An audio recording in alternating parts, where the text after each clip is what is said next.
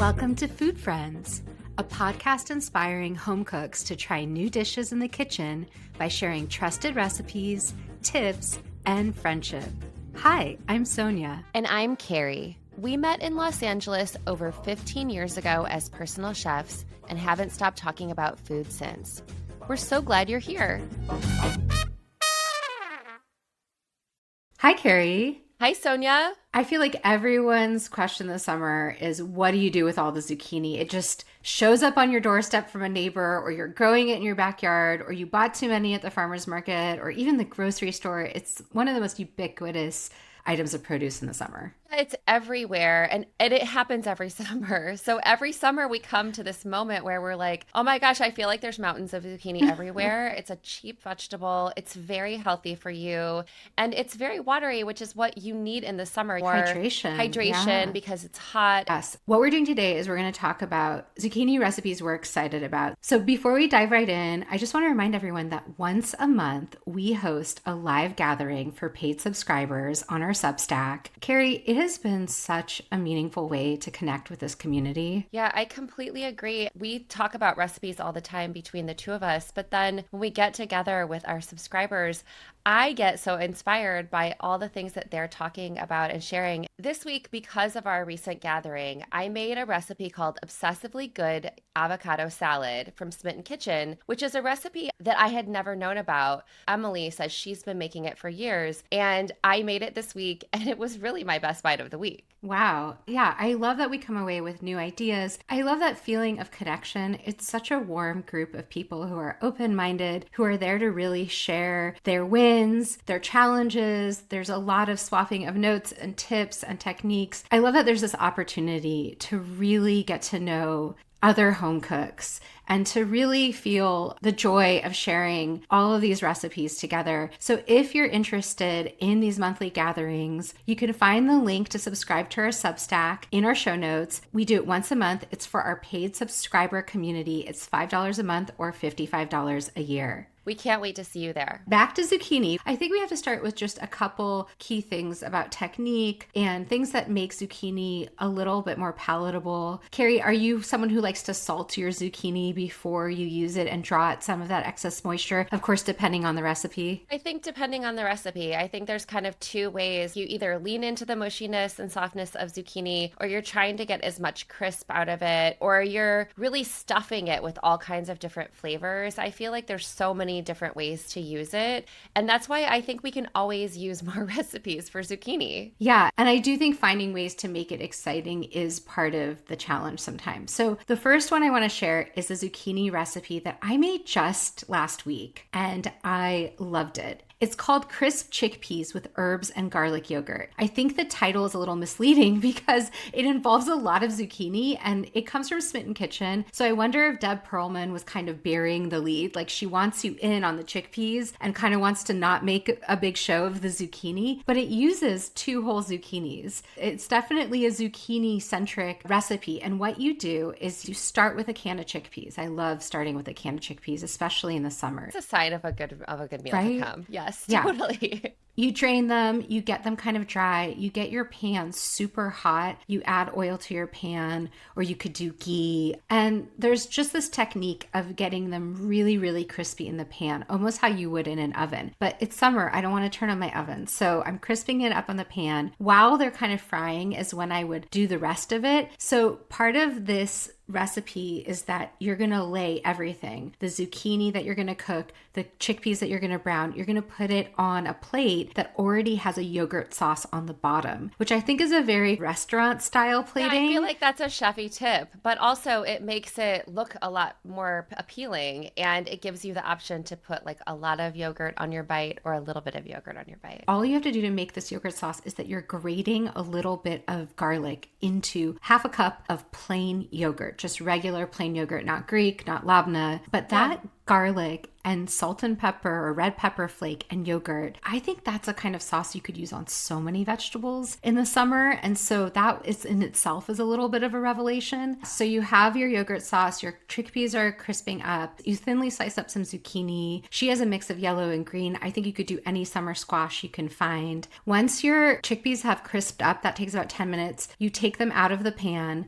you put your zucchini into the same pan and you get them nicely browned. There's another piece of technique that she adds here that I think is so helpful for any zucchini you're cooking, which is she kind of has you add them in a layer and then you're not moving them. So if you need to add a little bit more oil to the pan first, you definitely do that. She lets you know to do that. But then once they're in the pan, just let them sit there the way you would a steak or a piece of fish, because they will release on their own once they're browned. And by not stirring them too much, you're going to get more caramelization. And then you can flip them over once they're caramelized on one side. And then it doesn't take that long. I would say it takes about 10 minutes to cook the zucchini, 10 minutes to do the chickpeas. You're doing other things while it's cooking. And then you plate it. And then she recommends topping it off with herbs. And she says you can use a handful of chopped fresh mint, oregano, basil, parsley, or any mixture thereof. I think chives would be good here. I think I added a little dill because I had some. Dill and garlic yogurt are a classic combination. I truly think any fresh summer herb would be good here. There's so many things I love about this, that it starts with a can of chickpeas, that it includes a seasonal vegetable. You're adding all these great herbs at the end. And it's like a quick 30-minute meal, right? Or even maybe even less, right? Yeah, it probably takes 30 minutes or less. It made enough that I had leftovers, and it was very good cold straight from the fridge the next day. So I ate it for lunch, and that was a great meal too. Wow, what a win. What a strong start, Sonia.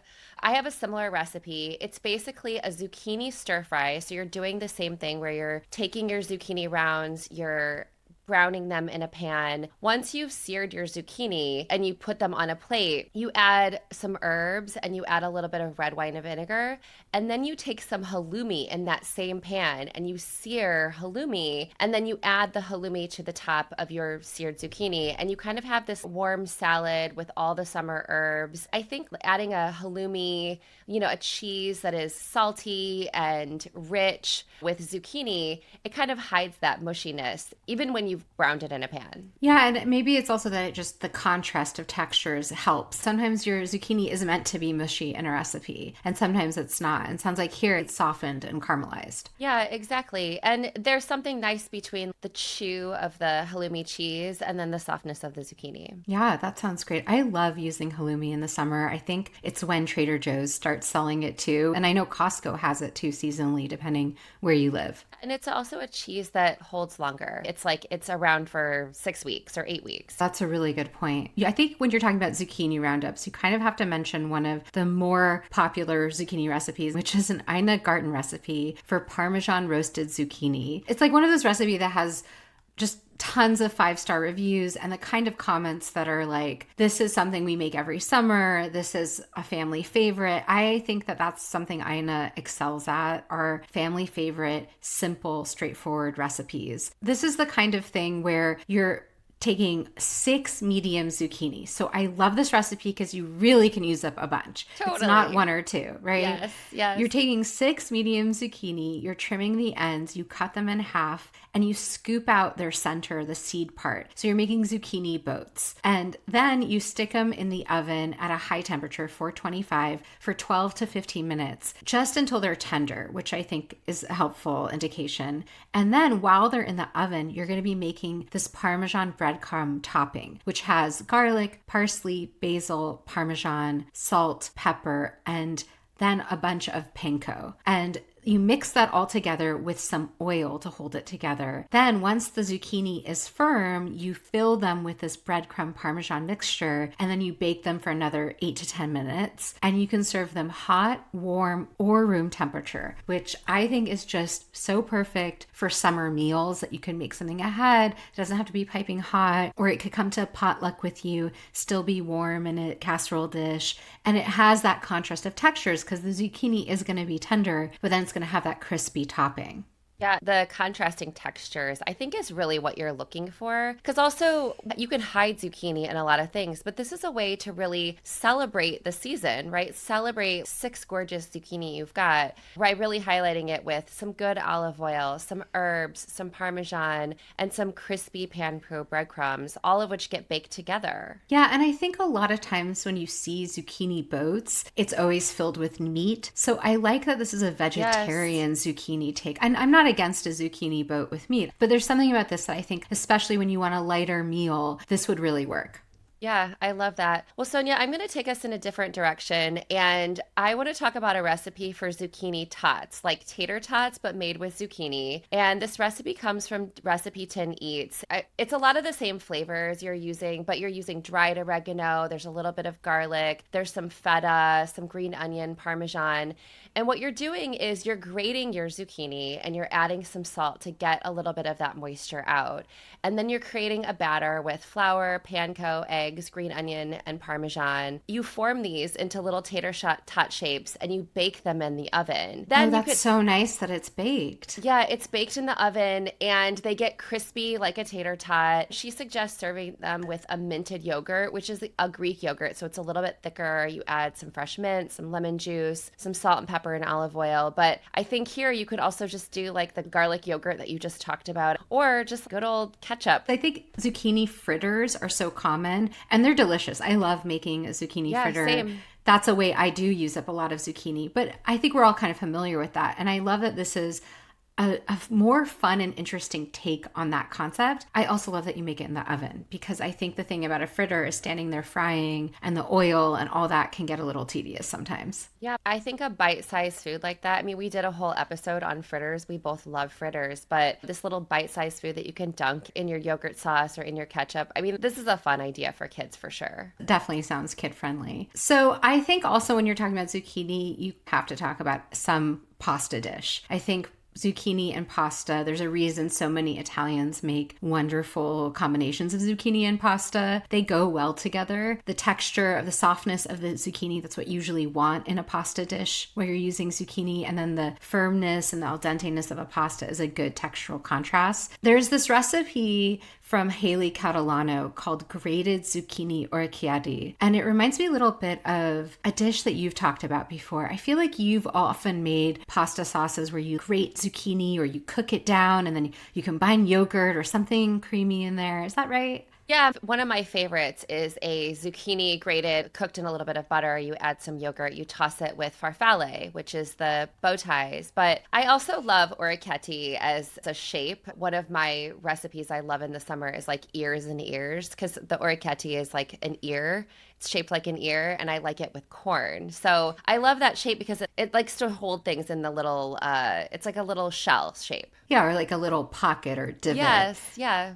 So what you do here is you bring your pot of water to a boil, and then in a separate pan while that's coming to a boil, you saute some garlic and shallots. I love that she uses shallots. I think they add a milder and sweeter onion flavor to a dish, but you could certainly use onion if you need to. And then you deglaze with white wine and you let that reduce a little. So you're getting the flavor of white wine, but you're taking out the alcohol. So you really need to reduce it by 2/3, which takes only 3 to 5 minutes. It's worth that time. While the wine reduces, she has you season the boiling water and start cooking your orecchiette. And you're going to want to cook it till about 2/3 done. So read the box. If it says it takes 10 minutes, do about 2/3 of that. Then you drain the pasta, save some of the pasta water because that's going to help thicken your sauce. And you add grated zucchini to that pan with the shallots and the garlic. And you're just cooking it until it's slightly wilted and softened, which is about another 3 to 5 minutes. Then you stir in pecorino and ricotta. And then add a little bit of that reserved pasta water. It's going to make the sauce, seasoned with salt and pepper. And then you toss everything together with the orecchiette. You add in more pecorino, more black pepper. You can add some torn fresh basil. This is another about 30-ish minute meal that's really making use of 2 whole medium zucchini and a box of pasta. So it's very simple. Yeah, but I think it has a lot of great chef tips. If you're cooking your pasta for 10 minutes, only do 2/3 of the time so it can really absorb those flavors. I think it's interesting to add white wine to this. And then the combination of a creamy cheese and then a hard cheese that's a lot sharper is it gets you the best of both worlds.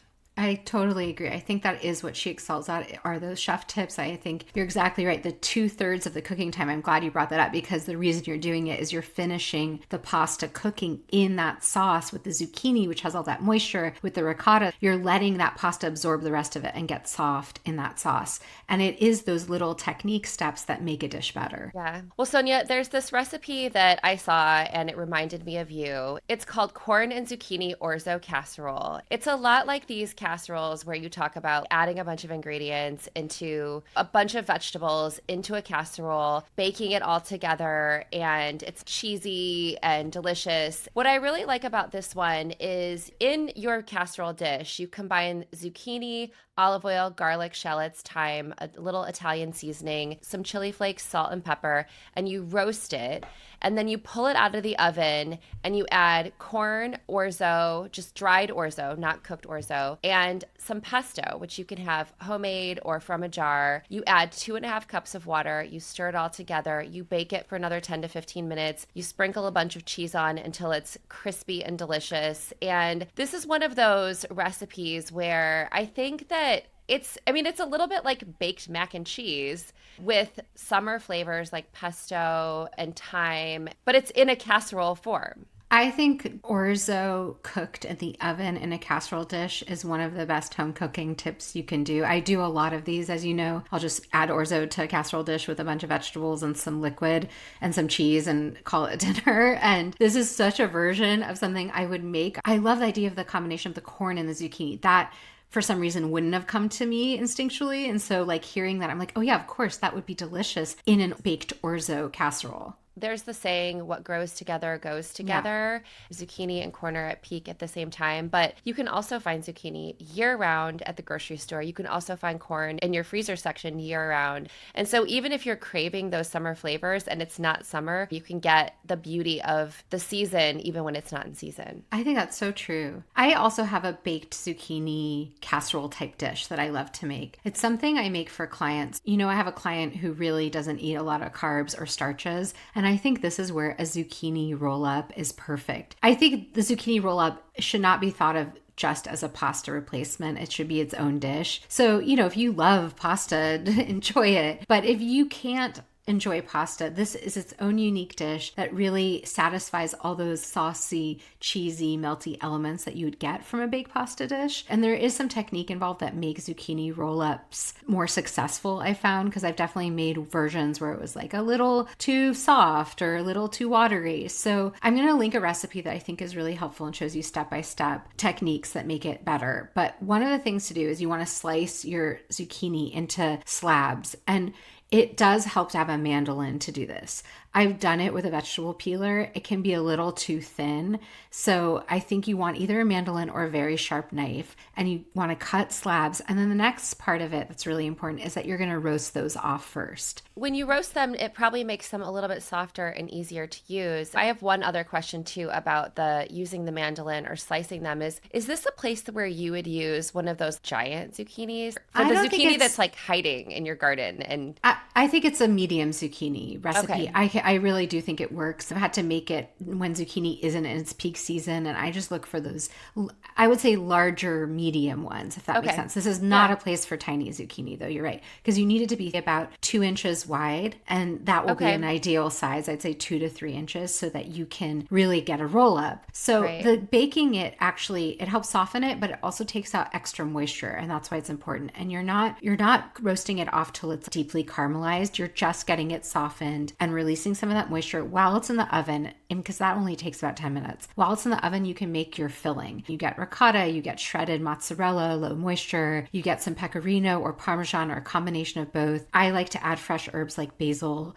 to this. You could use dried herbs if you want. You could add a little garlic if you want, salt and pepper, and egg to bind it, to make it a little bit thicker. And so while that's in the oven, you mix that all up. Then when it's out of the oven, what you do is you want to get your casserole dish. You put a layer of sauce in the bottom of your casserole dish. Like a simple tomato sauce? A simple tomato sauce. You can use a jar of Rayo's, or you can make your own, but you want to get that base layer of tomato sauce, and then you take your zucchini and you spread some of the ricotta mixture, and then you roll it up, and it's very cute, like a little cinnamon roll. And then you just place that in the sauce, and you can add a little bit more sauce like between each roll up, or you could add them on top. I like to keep the tops of them visible because it's just pretty. So I like to add a little bit more sauce in between each, but keep it visible. That's such a good tip. And then you can add shredded cheese on top too. But if you really just want it visually beautiful, you can kind of keep it uncovered, like the tops of the zucchini spirals. You put foil or something to cover the casserole dish. You cook it covered, and then you take it off to just brown it at the very end. And actually, this has frozen really well. So sometimes what I'll do is I'll just assemble it and freeze it and then cook it off later.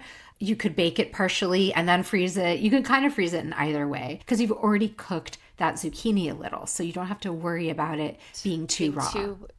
Being too watery. You know what I really like about what you just shared is there's a lot of restraint in this recipe and a lot of highlighting those fresh summer flavors. I think what you said about don't be tempted to like use it as a substitute for pasta. If you like lasagna and you want a big cheesy lasagna, make a cheesy lasagna. But what you're really talking about is a vegetable dish and highlighting the beauty of the vegetable and the freshness of the vegetable. I just love that because you've made it so many times, there are these little tips of you can add a little bit of cheese on top if you want, add a little bit of sauce between them, not on top, because you lose the beauty of the time that you've taken to roll each of these little zucchini rolls. Yeah, and it's like any lasagna thing. There's some assembly time. This is not one of the 30-minute recipes. Yeah, and I think it's also the same idea that we've talked about many times that you do that I don't always think about doing, which is if you're going to make one pan of lasagna, you might as well make two.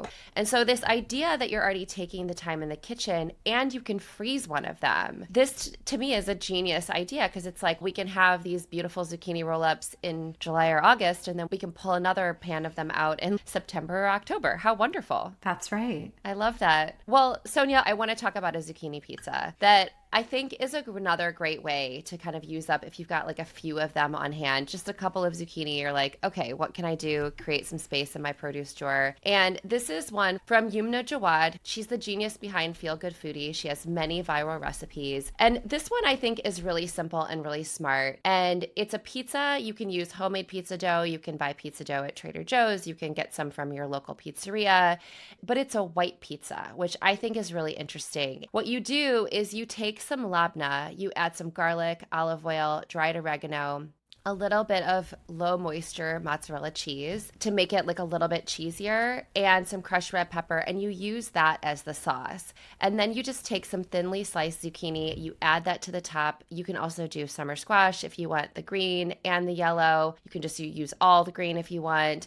And then you bake it in the oven until it's bubbly and delicious. I think this is one of those recipes, if you have it in your back pocket on a Thursday afternoon, you're like, what am I making for dinner? But I do have some pizza dough on hand. This is a great way to do it. I love putting zucchini on a pizza. I'm so glad you brought this up. I think it's such a good way to use up, like you said, those last couple. It just works on not just a pizza, but flatbreads too, like grilled flatbreads or baked. Yes. And I love that this labna sauce is almost the same as that yogurt sauce. It's take a little garlic, put it on a microplane, put it into your yogurt or your labna, and you have a sauce. Yes. I want to just highlight one of her tips, which I think is important here, which is you slice your zucchini and your summer squash, you add some salt, you let them sit for 15 minutes, and she wants you to really wring them out. I think that's a smart tip, and I think if you don't do that, your pizza is just going to be a little bit softer and your zucchini is going to be a little bit softer. But I think if you take the time to take that extra step, you're going to get those browned edges of zucchini and they're going to be a little bit crispy. And then your pizza dough is going to be crispier. Yeah, I think that's, again, such a helpful technique for this kind of dish. So I'm just also thinking about all the different ways to use up zucchini. We've obviously talked about a lot of ways to cook it, but there's more than just cooking. So there's two things I have to mention. Well, before I get into the non-cooking version, I just have to highlight this one way that changed my mind about zucchini, and it's from Gabrielle Hamilton. And in her book Prune, which is one of my favorite cookbooks of all time, she has a recipe for the ends of zucchini, the tops and bottoms that you typically are told to trim off. And she would serve it at her restaurant as a special dish. And then also when they did this series with her on PBS called Mind of a Chef, she walked through this dish on camera. And I'm going to link to that video because there's a kind of way of appreciating the vegetable that she has, this like zero waste approach. I never thought you could cook zucchini tops. And so she shows you how to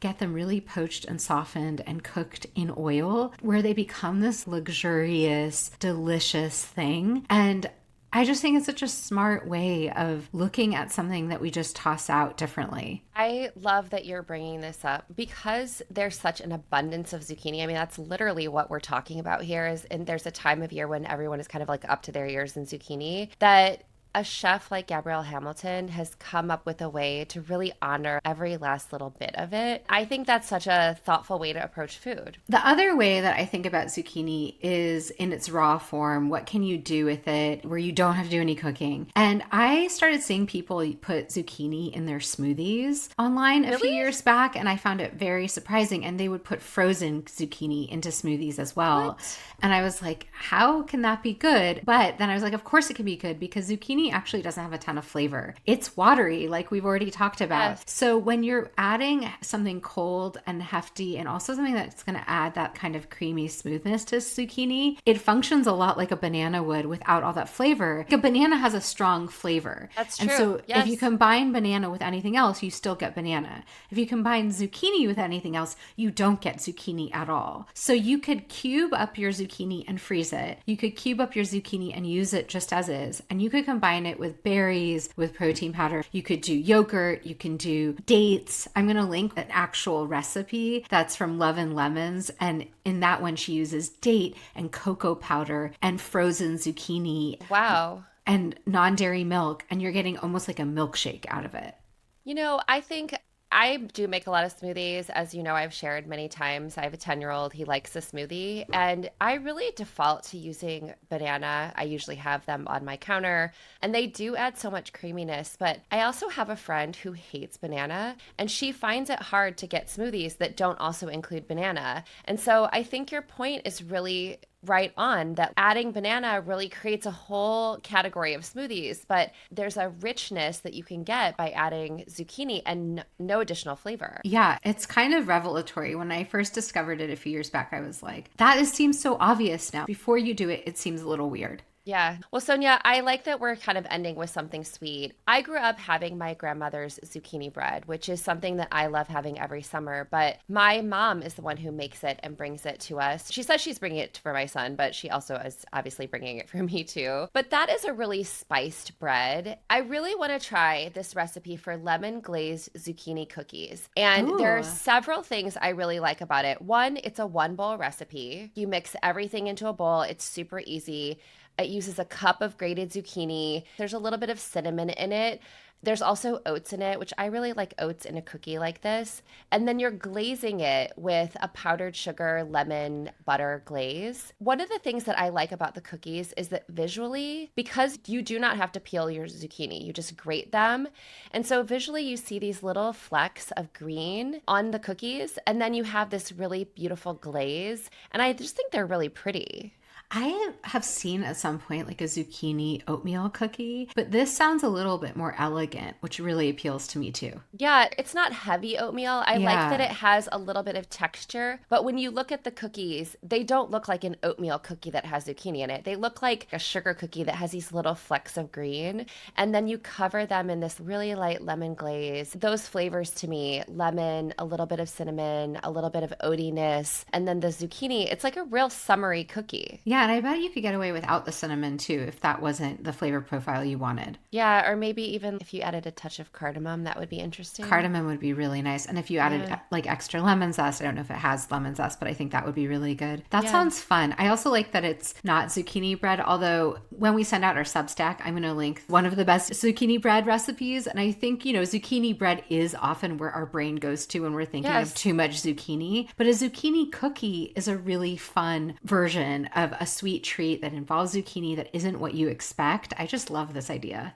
All the links from this week's episode will be in the show notes. It will also be in our Substack, foodfriendspodcast.substack.com. Until next time. Till next time. Bye. Bye. Thanks for being our food friend. If you enjoyed our podcast, please subscribe, leave us a review, and share this episode with friends.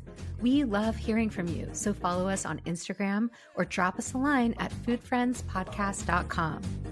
Yes, we'd love to hear from you and your food friends. Happy cooking and eating.